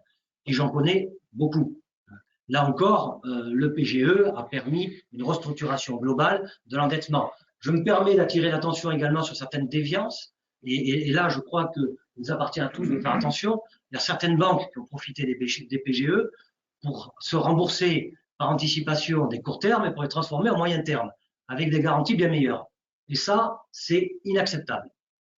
Et on ne va pas citer de nom, bien entendu, mais je crois qu'à nous tous, il faut qu'on sache rester vigilant là-dessus, parce qu'il n'est pas normal que des aides étatiques dans des conditions exceptionnelles servent à rembourser par anticipation des courts termes, même si les banquiers peuvent y trouver leur compte. Mais attention, c'est pas du tout une généralité, mais ça s'est vu. Et on rencontre des dirigeants qui viennent vers nous, on leur dit mais qu'est-ce que vous avez fait du PGE? C'est pas possible, vous n'avez pas tout mangé aujourd'hui. Ah ben si, parce que j'ai remboursé des courts termes, mais comment ça? Il y a certaines petites déviances. Monsieur le Président, vous avez pu préciser également, c'est important de l'indiquer, que le gouvernement est intervenu pour accompagner les entreprises qui étaient déjà en difficulté aussi. Alors, vous avez parlé de l'allongement des plans de continuation qui sont passés de 10 à 12 ans, c'est des mesures très fortes. Pendant 2 ans, vous ne payez pas les échéances annuelles que vous avez. Et ça soutient les entreprises qui étaient déjà en difficulté. Il y a d'autres mesures qui ont été prises en compte, telles que l'allongement des périodes d'observation, le fait qu'une entreprise peut bénéficier d'une sauvegarde quand bien même elle est en état de cessation des paiements jusqu'à certaines dates. Donc, il y a eu un soutien important. Alors maintenant, quid de l'avenir? Il me semble que notre rôle, tribunaux de commerce et mandataires que nous sommes, c'est aujourd'hui d'accompagner les entreprises également sur cette sortie de crise exceptionnelle, et on va rentrer à nouveau en vigueur, en action, lorsque les mesures gouvernementales vont s'arrêter. Et la réalité, c'est que très certainement que nous aurons des entreprises qui viendront vers nous parce qu'elles ne pourront pas faire face aux échéances qui seront en face d'elles. Il y a des dettes qui n'étaient pas exigibles, qui deviennent exigibles aujourd'hui. Et à ce moment-là, on va rentrer dans ce qu'on sait faire et dans ce qu'on faisait avant crise, qui a été mis entre parenthèses par les mesures gouvernementales, c'est-à-dire dans une négociation avec les partenaires habituels des entreprises pour trouver des solutions. Et cela, très certainement, dans les cadres amiables, comme Monsieur le Président vous avez rappelé, ce qu'on appelle les procédures de conciliation et les procédures de mandat ad hoc. Et puis, on devrait retrouver naturellement, bien malheureusement, on en convient tous, le cycle des procédures collectives par la suite, parce que n'oublions pas que les entreprises sont comme les hommes. Il y en a qui naissent, il y en a qui sont malades, qu'on peut soigner, il y en a qu'on ne peut pas soigner, celle-là elle meurt. Ça s'appelle la liquidation judiciaire. Mais aujourd'hui, on atteint des taux qui n'ont jamais été connus. 32 000 entreprises en difficulté en 2020. Il faut savoir que chaque année en France, c'est selon les années entre 45 000 et 60 000 entreprises qui connaissent des procédures de sauvegarde, de redressement et de liquidation judiciaire. Et puis pour terminer, je voudrais préciser quand même que je crois que l'on va basculer fortement de ces procédures dites judiciaires vers les procédures amiables confidentielles. On est en train de le constater depuis quelques années. Il y a quand même aujourd'hui des chefs d'entreprise qui sont un peu plus sensibilisés à ces procédures. J'en conviens, Monsieur le Président, il y a encore des efforts importants à faire, mais il faut quand même savoir, il est certain qu'on ne va pas citer de nom d'entreprise, mais que les entreprises importantes qui connaissent des difficultés, les 3/4 du temps, on intervient, on règle ces difficultés-là en amont dans des procédures confidentielles qui sont des procédures de mandat ad hoc et de conciliation. Et donc, il ne faut pas hésiter à pousser la porte du tribunal à ce niveau-là, ne serait-ce que pour prendre des renseignements. Et puis par la suite, on verra bien si l'outil peut être adapté ou pas adapté. Mais la difficulté que l'on a de notre côté, c'est qu'on fait peur. Et on comprend que l'on fasse peur parce qu'on représente ce que le chef d'entreprise ne veut pas vivre. C'est-à-dire quelque part ce constat qu'on pourrait qualifier de constat d'échec. Mais il y a une réalité, c'est que quand les partenaires habituels de l'entreprise ne peuvent plus la soutenir, eh bien, le recours au tribunal, c'est peut-être l'ultime recours, mais bien souvent, il permet de sauver des entreprises. Mais surtout que, par exemple, la durée de conciliation a été portée à 5 mois. Donc, ce qui laisse largement le temps aux mandataires de négocier pour l'entreprise avec les partenaires financiers ou les partenaires financiers pour régler les problèmes. Et je crois que le mot d'ordre, en complément, hein, je crois que le mot d'ordre vis-à-vis de vous, chef d'entreprise, c'est n'attendez pas le dernier moment, anticipez. On le voit à travers les procédures confidentielles ou les sauvegardes qui sont peu utilisées finalement, et on se rend compte souvent on va voir trop tard le tribunal de commerce. Comme on ne veut pas voir son banquier, c'est un vrai sujet. On va organiser prochainement avec le MEDEF aussi, la Fédération bancaire française, une action de sensibilisation, mais allez voir aussi votre banquier, ne serait-ce que pour voir comment vous souhaitez amortir le PGE, pour ceux qui en ont bénéficié, parce que c'est à vous de décider hein, et d'échanger avec votre banquier, mais c'est à l'entreprise qui peut décider de la durée, et surtout échanger aussi avec tous les partenaires, dont la Banque de France. Quand on cote les entreprises, je rappelle, qui ont un chiffre d'affaires de 750 000 euros, on sait que les prochains bilans qui sont en train de sortir, hein, de décembre, vont être dégradés, mais nous, il est important qu'on ait de la visibilité, qu'on ait de l'information sur la capacité de rebond des entreprises. Donc tout ça, anticipé vers votre banquier, parce que là aussi, vers le banquier, il va falloir renégocier des lignes court terme, avec des bilans dégradés, donc ça va être aussi un sujet. Donc j'invite les chefs d'entreprise à les communiquer auprès de leur banquier et auprès aussi de la Banque de France. Merci. Je pense que, du coup, je propose qu'on poursuive notre tour de table. On ne vous a pas entendu, Jean-Marc Roy, jusque-là. Est-ce que vous souhaitez dire un mot de tout ce qu'on a pu déjà dire ce soir? Oui, bien volontiers. Pas de chiffres, je crois que tout le monde en a eu beaucoup ce soir. Je rebondis jusque sur ce qui vient d'être dit par Maître Legrand. Les difficultés ont été là. On va fêter bientôt le premier anniversaire de ce début de crise sanitaire et économique sans précédent. Par contre, on peut effectivement saluer quand même l'engagement tenu de l'État au niveau du soutien à l'économie et aux entreprises. Je pense que là, personne ne peut le nier, le quoi qu'il en coûte. On verra plus tard, ça sera un autre débat, hein, mais pour l'instant, effectivement, les aides ont été là. Et Dieu sait si elles sont nombreuses, voire un peu complexes maintenant, hein, parce que tous les mois, on a des ajustements de secteurs, de listes, de zones, etc. Bon, peu importe, les aides sont là. Ça permet à 3/4 ou une grande majorité des entreprises de passer le cap de 2020. Par contre, il n'est absolument pas normal et pas logique qu'on ait moins 36 ou 40% de défaillance au niveau du tribunal de commerce. C'est pas logique. Ça confirme bien qu'il y a une perfusion artificielle qui est accordée à beaucoup d'acteurs. Tant mieux. Le PGE a été là pour ça, pour eux comme pour tous les autres. J'en dirai peut-être 2 mots tout à l'heure, si vous permettez, sur le PGE, parce qu'il y a une échéance là très importante qui va se profiler. Mais on est à un niveau d'utilisation du PGE qui n'est pas encore à la moitié. D'accord ? Il n'y a que 20% des entreprises françaises qui ont sollicité un PGE, même s'il y a beaucoup de milliards qui ont été déjà dépensés, mais on n'est qu'à 20-25% des entreprises. Utiliser le PGE. C'est un moyen de financement aujourd'hui que vous ne reconnaîtrez pas demain. C'est pas possible. Sans caution personnelle, sans garantie, c'est l'État qui garantit. Tant que vous êtes encore, entre guillemets, dans les critères d'éligibilité, au niveau du rapport par rapport au chiffre d'affaires ou à la masse salariale pour certains, souscrivez des PGE, profitez de cette manne financière pour vous restructurer. Vous l'avez dit, Maître Legrand, il y en a qui l'ont fait et qui l'ont bien fait. Il faut que ce soit beaucoup plus général. Aujourd'hui, les entreprises, qu'est-ce qu'a révélé cette crise? A révélé, malgré tous les discours et toutes les informations qu'on peut les uns et les autres faire à longueur d'année, beaucoup n'étaient pas prêtes. On a vu que tout le monde se s'est réveillé là un matin, et mince, il faut se numériser, il faut se digitaliser, il faut aller vers ça. profiter de cette crise, de cette manne financière pour le faire. Parce que demain, sinon, effectivement, on va avoir un réveil très, très difficile pour vous. Voilà ce que je veux dire. Man et accompagnement. Man et accompagnement, tout à fait. Tout à fait. Et puisque j'ai la parole, je la garde un tout petit peu. Sur le PGE, oui. Sachez bien que vous avez tous jusqu'au 30 juin de cette année, a priori, si ce n'est pas prolongé. Pour l'instant, la date, c'est 30 juin pour souscrire un PGE. Si vous l'avez fait ou si vous l'avez, vous pouvez encore en avoir une seconde tant que vous êtes dans les critères. Si vous ne l'avez pas fait, vous avez jusqu'au 30 juin. Et surtout, vous avez une date anniversaire qui arrive. Si vous avez déjà souscrit, bénéficié d'un PGE il y a 10, 12 mois, vous arrivez, les premiers ont été débloqués, je crois, au mois d'avril, à peu près l'année dernière. Donc là, on arrive, tous les banquiers vont commencer ou ont déjà commencé à vous écrire et vous demandent votre choix. Vous savez que vous avez eu, donc ça fait 1 an que vous avez votre PGE, vous avez eu un différé d'amortissement. Ce qui est nouveau depuis janvier, c'est qu'on vous permet de demander 1 an de différé supplémentaire. Par contre, le délai complet ne se rallonge pas.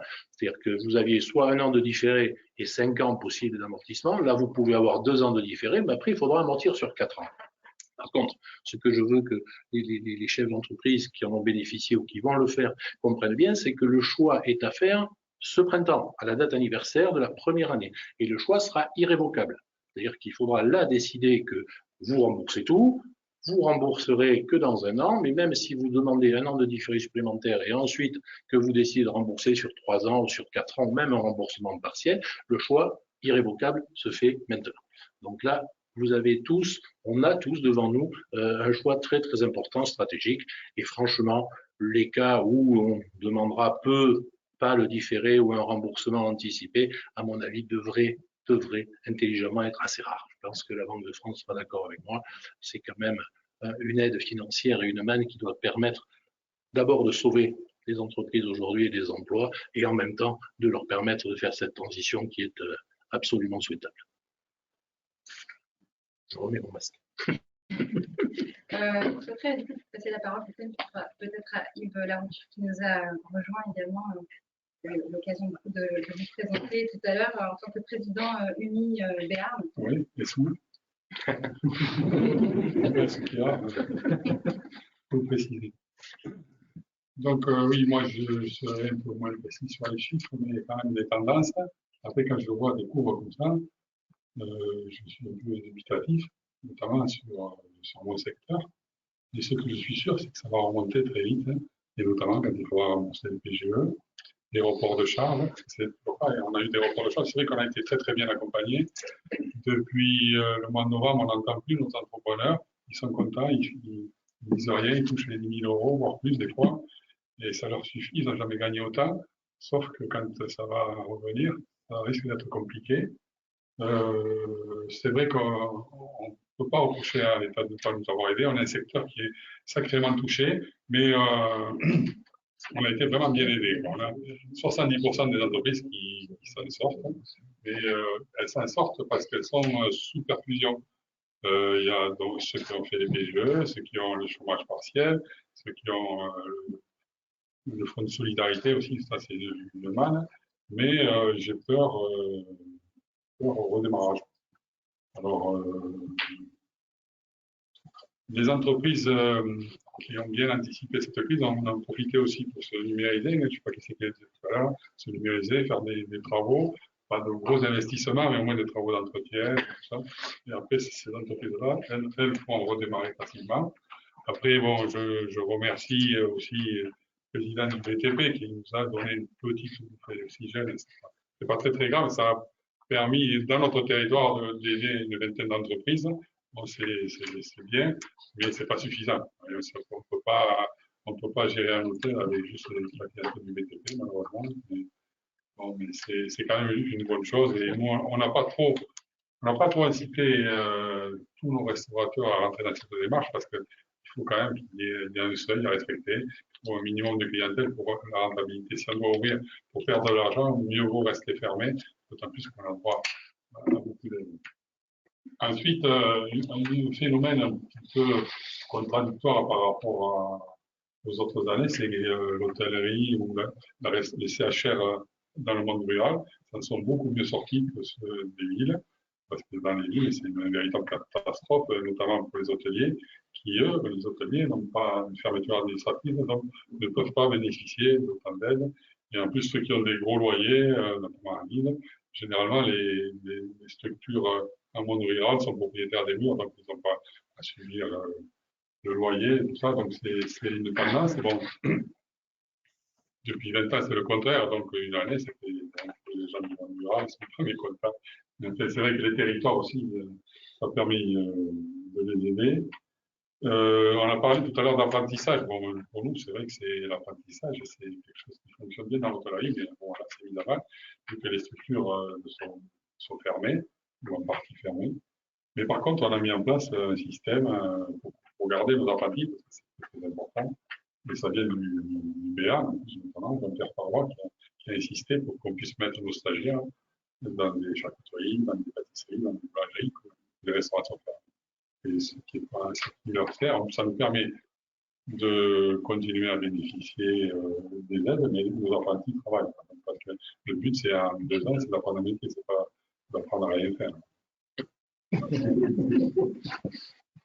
Ensuite, le PGE. Le PGE, c'est vrai que bon, ça va être un véritable souci si j'ai le temps que je parle de ça.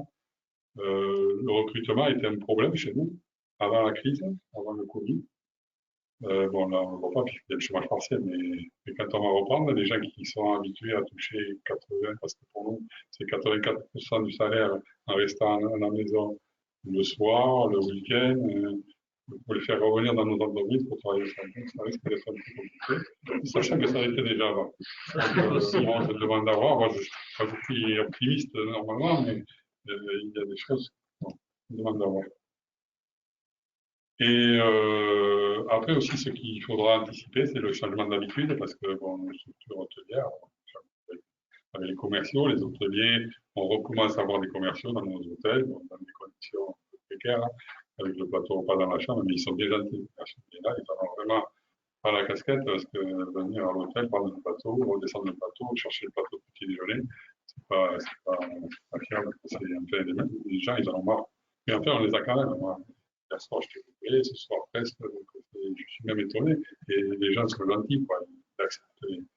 Et c'est très bien. Par contre, il y aura des changements de consommation. Moi, je pense notamment, il y a des entreprises qui sont spécialisées dans les séminaires, les congrès. Lyon, là, on a pris l'habitude des visios. Moi, j'ai un peu marre des visios, mais on en a pris l'habitude. C'est pratique parfois. C'est des déplacements. Là, ce matin, j'étais en visio, je d'aller à Bordeaux, aller-retour. Je peux le faire depuis chez moi, c'est agréable. Mais on va prendre des habitudes, ça coûte moins cher. Ça coûte moins cher, et bon, voilà, ça c'est des habitudes. Et ensuite, pour revenir à la normale aussi, pareil. Bon, c'est toujours pareil, on va redémarrer certes.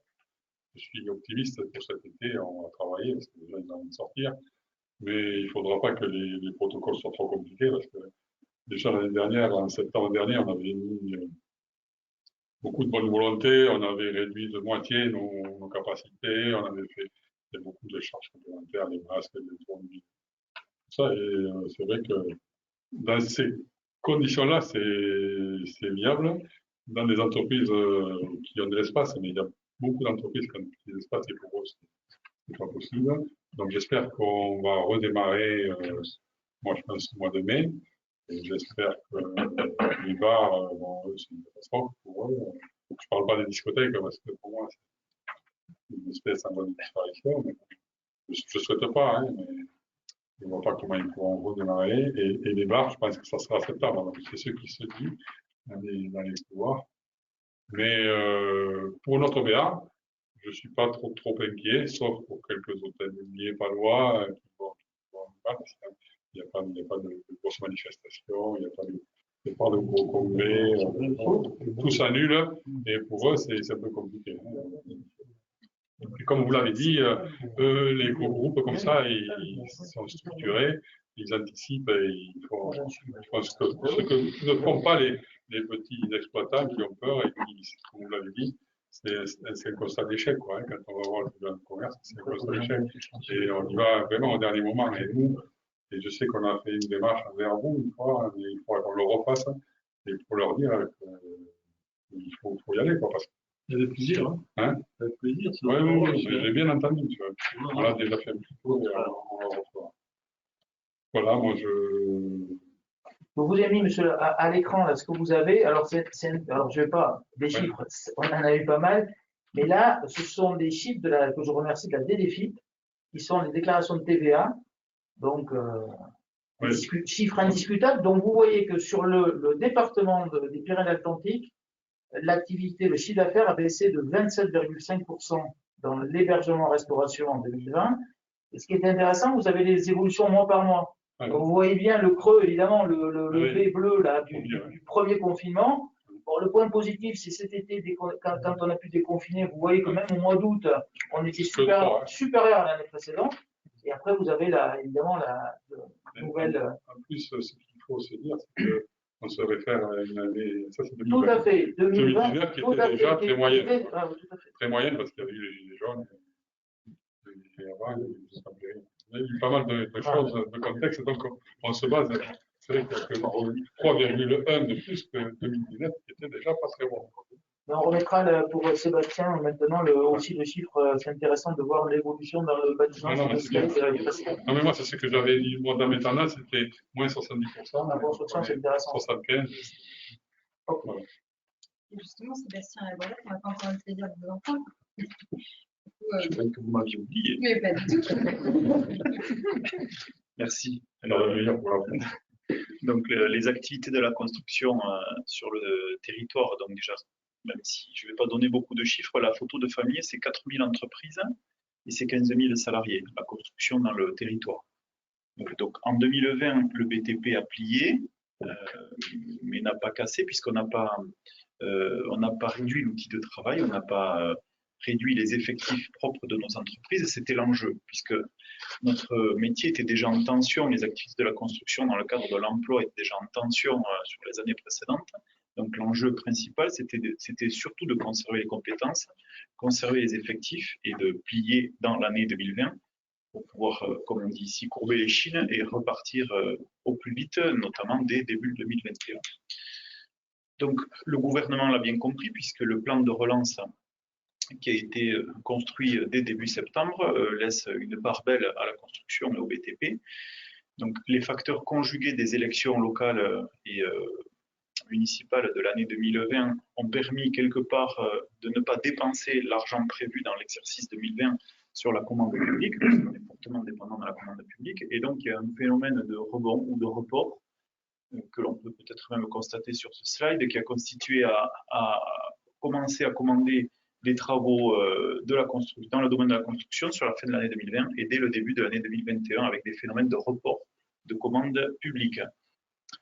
L'enjeu pour l'année 2021, comme vous le disiez tout à l'heure, c'est qu'on est sur une activité qui est censée être en hausse par rapport à l'année écoulée, même si on a une légère faiblesse sur l'année 2020 en termes de chiffre d'affaires.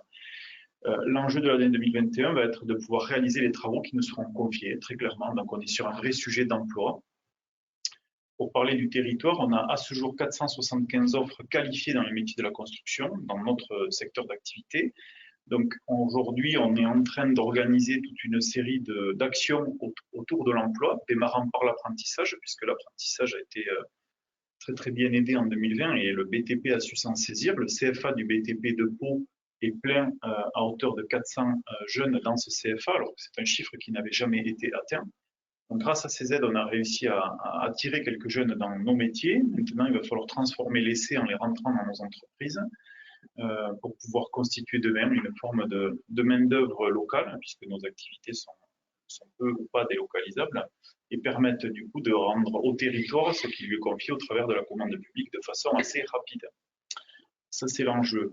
L'enjeu de l'emploi, il est double pour nous, puisque le phénomène du plan de relance va nous demander, alors que même on était déjà en tension dans les années précédentes, de continuer à augmenter nos effectifs avec une main-d'œuvre qu'il faut aujourd'hui séduire quelque part, des plus jeunes, mais aussi des activités qui sont peut-être en souffrance. C'est ça qu'on est en train de faire au titre du territoire.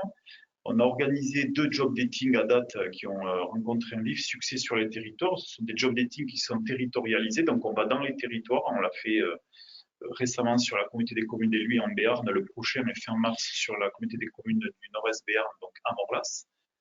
C'est quelque chose qui nous permet de rassembler sur une demi-journée une centaine de chercheurs d'emploi et on arrive à proposer et à concrétiser concrètement sur le dernier job dating une trentaine d'offres d'emploi dans la journée, puisque une dizaine de chefs d'entreprise se présentent et une centaine de chercheurs d'emploi, eux aussi qualifiés, viennent à notre rencontre pour pouvoir transformer l'essai. Donc ça, c'est l'enjeu.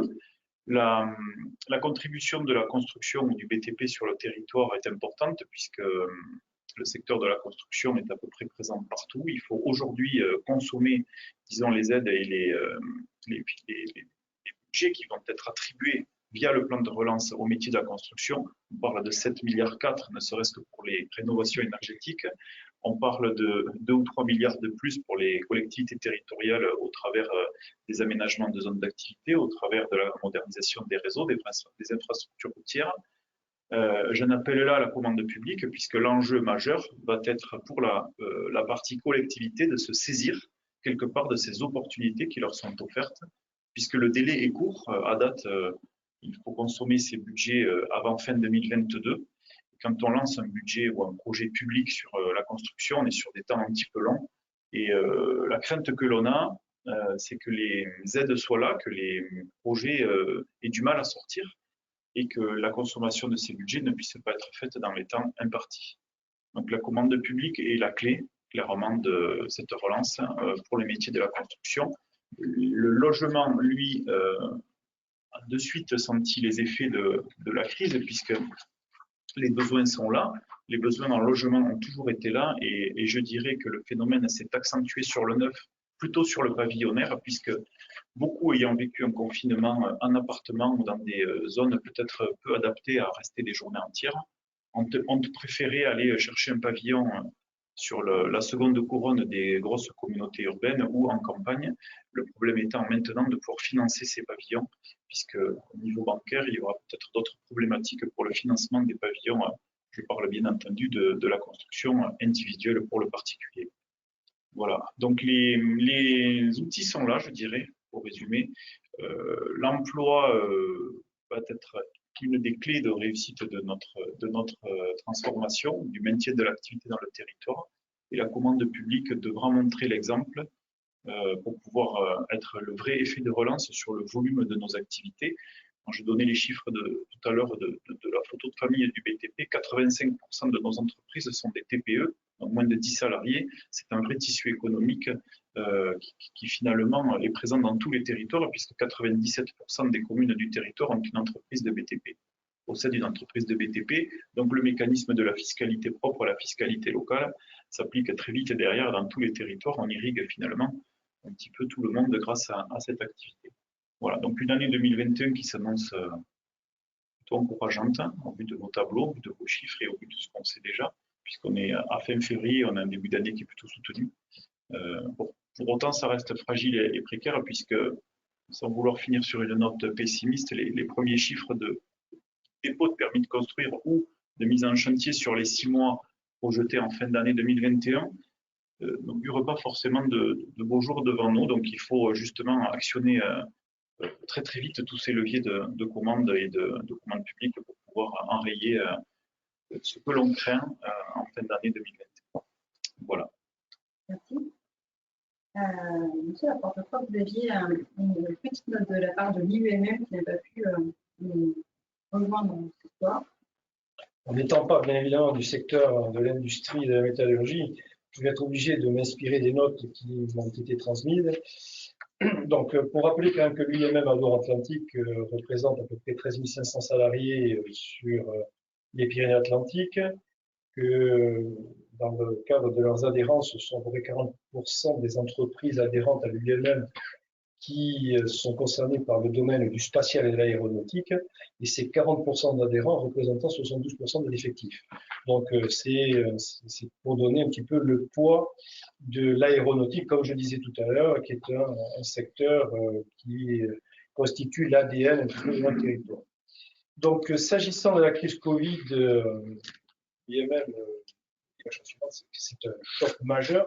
Bien évidemment, choc majeur parce que en matière d'aviation civile, après avoir connu déjà une première crise, notamment dans la crise Boeing avec les 737 MAX coulés au sol pendant un certain temps, donc qui a bien évidemment eu une activité, enfin, un impact sur l'activité de l'aéronautique pour les sous-traitants, notamment dans le domaine, enfin, pour Boeing, ben, les baisses d'activité liées à Airbus et à la baisse de commandes d'avion fait qu'ils ont été particulièrement impactés, que tous ceux qui sont dans l'aviation civile donc, sont très fortement impactés. Et le tableau que l'on voit là, on peut laisser imaginer que celui qui est en haut à droite peut laisser imaginer qu'il s'adapte parfaitement à ce secteur-là. En matière d'aviation d'affaires, la situation est difficile, alors que dans l'hélicoptère, enfin pour tout ce qui concerne l'hélicoptère, et ici nous savons, nous avons notamment Safran Helicopter Engines, l'activité est moins en recul que le reste, et le secteur militaire est un secteur qui se maintient à peu près. Donc, s'agissant des mesures qui ont été engagées, il y a eu une forte sollicitation des PGE par les entreprises ressortissantes de l'IMM.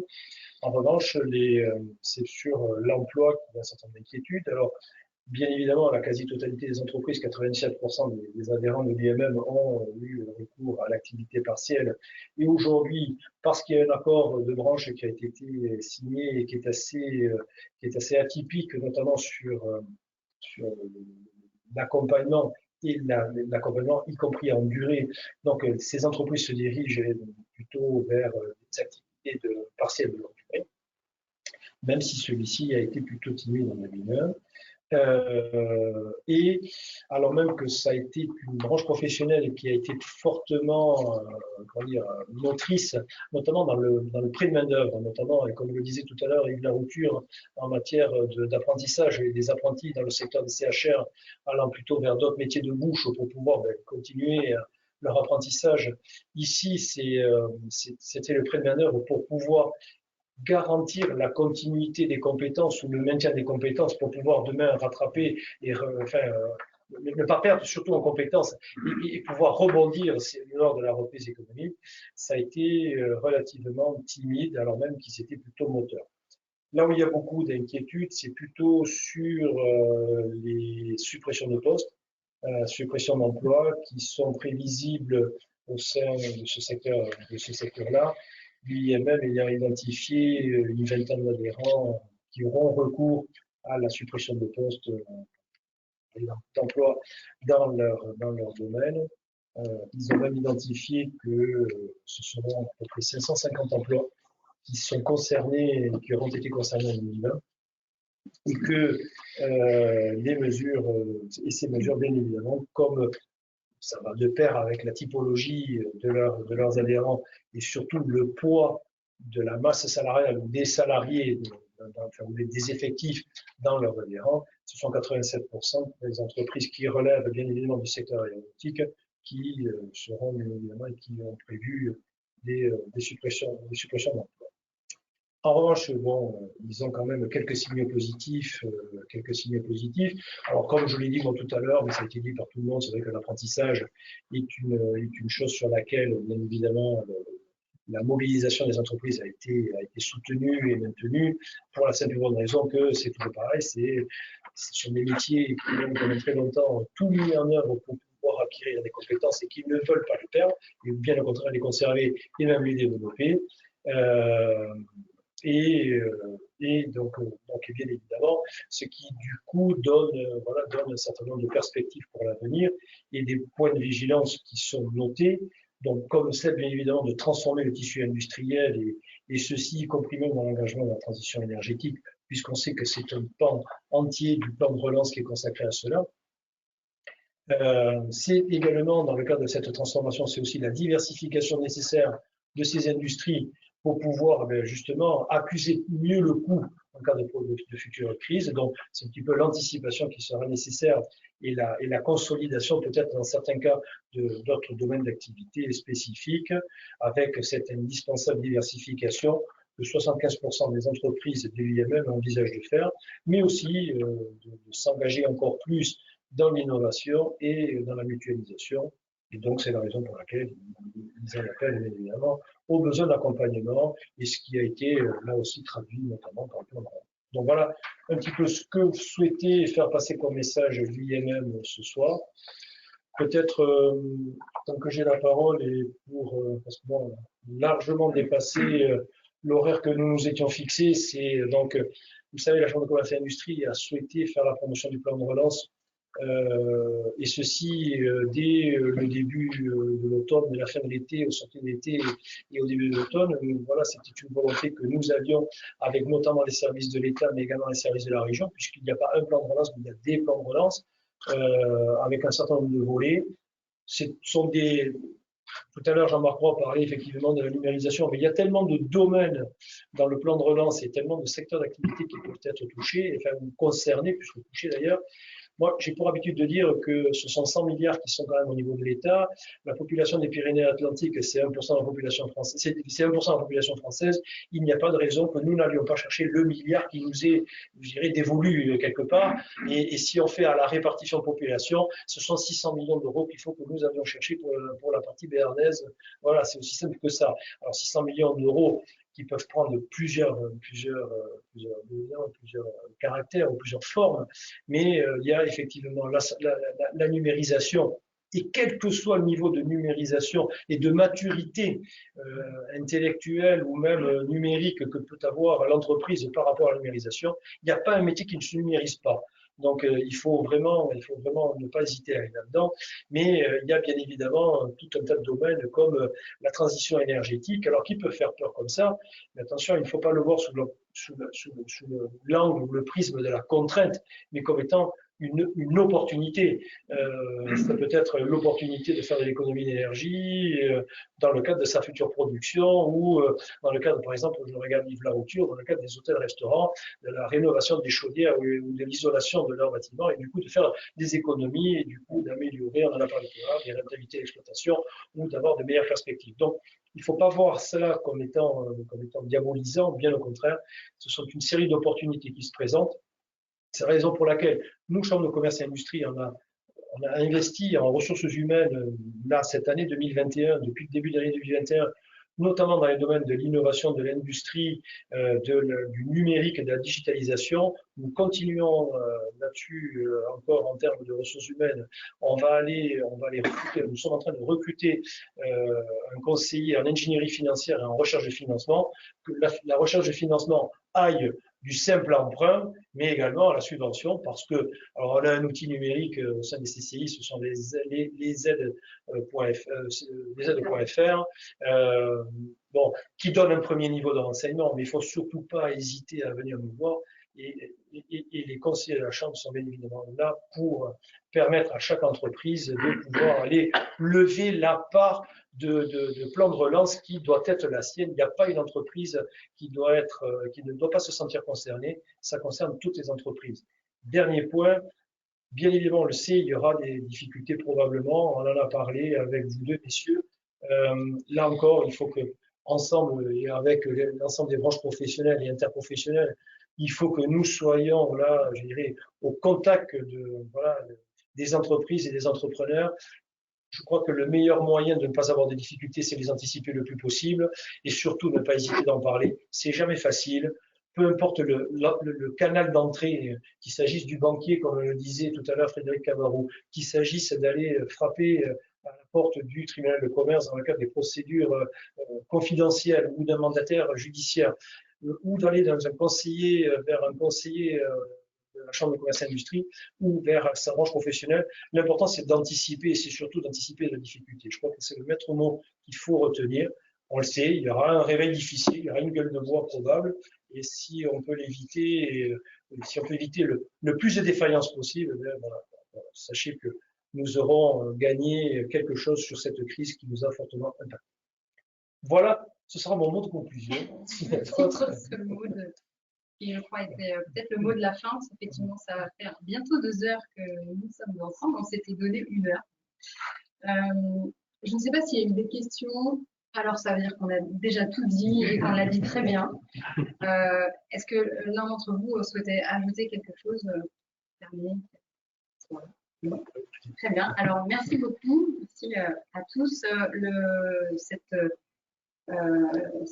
exposé ainsi que cette table ronde sont en replay, sont accessibles dès demain. à partir du site de la Chambre de commerce et d'industrie et de Béarn, et puis bien sûr sur les réseaux sociaux pour qui veut bien s'en emparer. Merci. Merci, bonne soirée. Merci, bonne soirée.